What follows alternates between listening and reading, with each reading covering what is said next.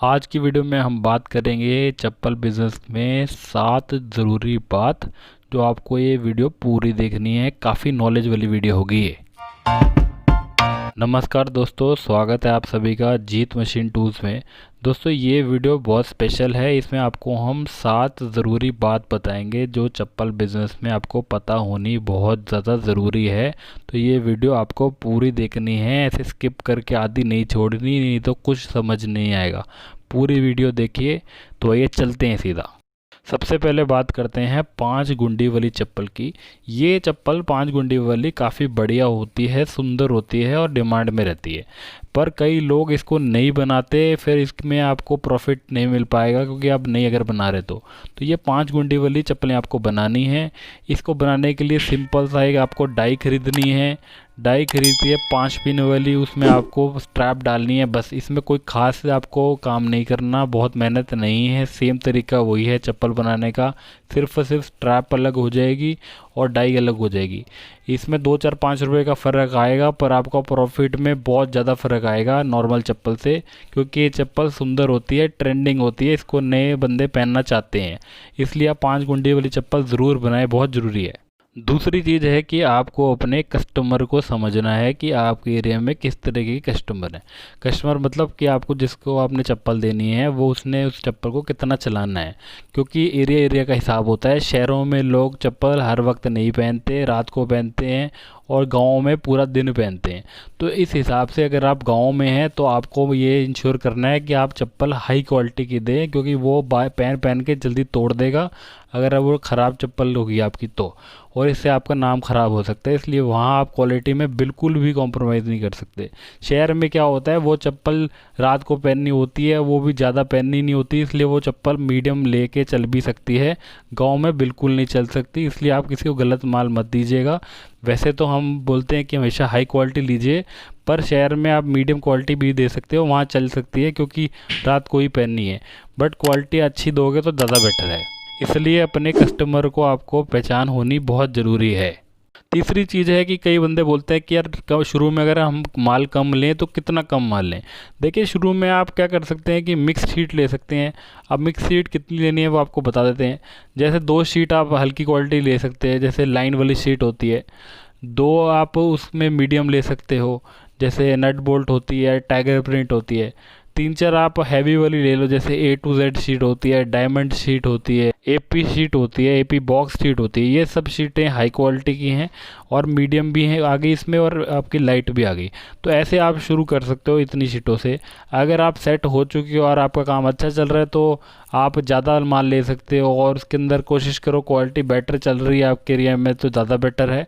आप इसमें variety mix करके ले सकते हो। स्ट्रैप में भी उस हिसाब से जितने आपके चप्पल कैलकुलेट कर लीजिए कि ये शीट में इतने चप्पल बन रही हैं, उस हिसाब से स्ट्रैप ले लो अलग अलग क्वालिटी के। स्ट्रैप में आप कंजूसी मत करिएगा, क्योंकि स्ट्रैप जल्दी टूट जाते हैं अगर ज़्यादा हल्के ले लोगे तो। कम से कम नाली वाला स्ट्रैप लेना होता है, जो आपका 10 रुपये का आता है, वो सही होता है। उसके नीचे वाले टूट जाते हैं, उसका कोई फ़ायदा तो है नहीं।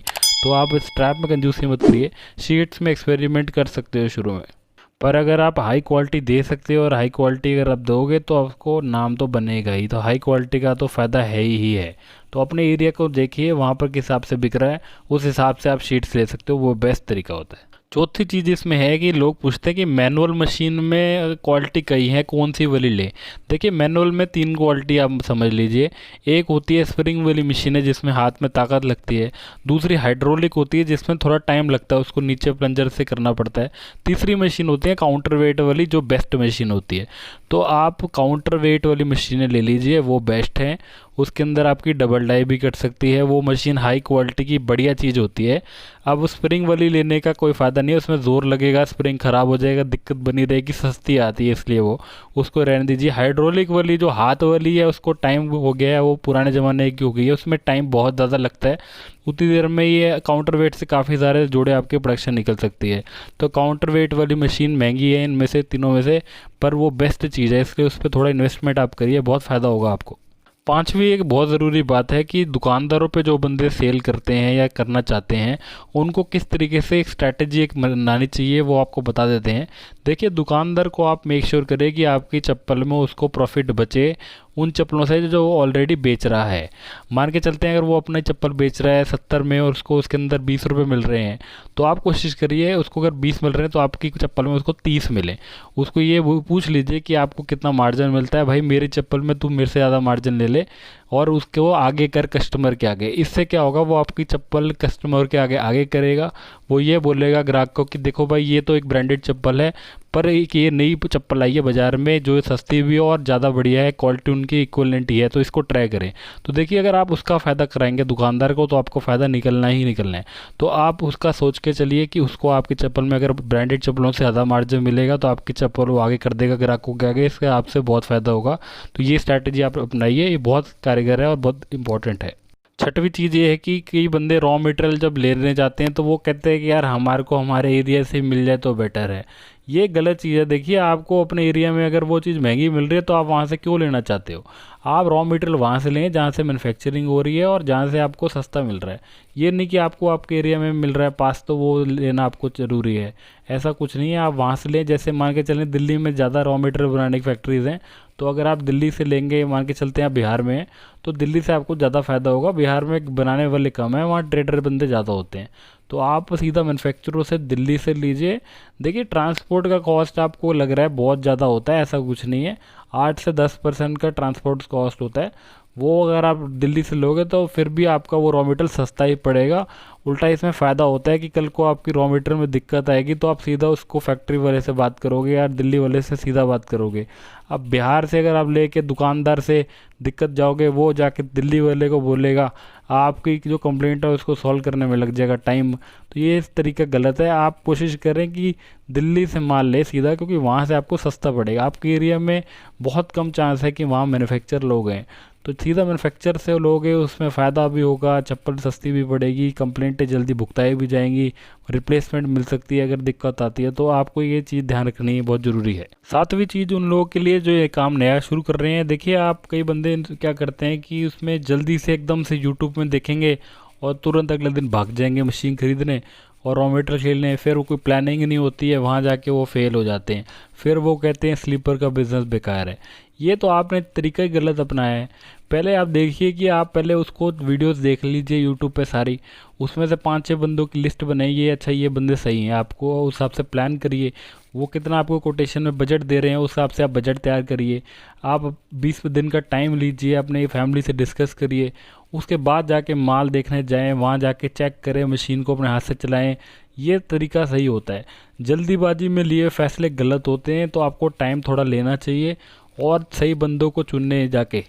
आपको हमने कई बार ये चीज़ बताई है कि उसमें आपने जब सप्लायर को चुनना है तो चुनना है कि वो कितना पुराना है और कितना सही है। ये नहीं देखना कि कितना सस्ता है, ये तरीका गलत है। रेट मत देखिए आप, क्योंकि रेट में बहुत गड़बड़ हो जाती हैं। बंदा सस्ते बनाने के चक्कर में कूड़ा कचड़ भी पेल देते हैं वो, इसलिए आप रेट पे कभी मत जाइए करिए। आप देखिए कि सप्लायर आपको से किस तरीके से बात कर रहा है, सप्लायर आपको कितना सहयोग कर रहा है, क्योंकि आगे जाके वही काम आने वाला है। रेट देख के आपने चीज़ ले ली, वो एक तो कूड़ा भी दे देगा, बाद में आपका फ़ोन डिलीट कर देगा। ये काम इधर बहुत आम है, इसलिए आपको ध्यान से चुनना है सही बंदा जो आपसे कंटिन्यूसली टच में है, जो आपका सहयोग कर रहा है और आपको दिक्कत नहीं आ रही है, उसमें आपको पूरा हेल्प करा रहा है। ये चीज़ काफ़ी ज़्यादा ज़रूरी है कि सही बंदा चुने। आपको कई बार हम बोलते हैं सही बंदा चुनिए, इसमें सबसे ज़्यादा निर्भर आपका इसी पे करता है। तो आप इसमें टाइम लीजिए, थोड़े दिन का सलाह मशवरा करें, बजट बनाएं, अपने एरिया में एक बार चेक करें कि क्या मार्केट की पोजीशन है, थोड़ा सा टाइम लेके फैमिली से डिस्कस करके फिर ये शुरू करें। जल्दबाजी में दिक्कत आ सकती है, इसलिए जल्दबाजी वाले चक्कर में आप मत पड़िए। तो आइए दोस्तों एक बार देख लेते हैं कि आज हमने क्या क्या सीखा है।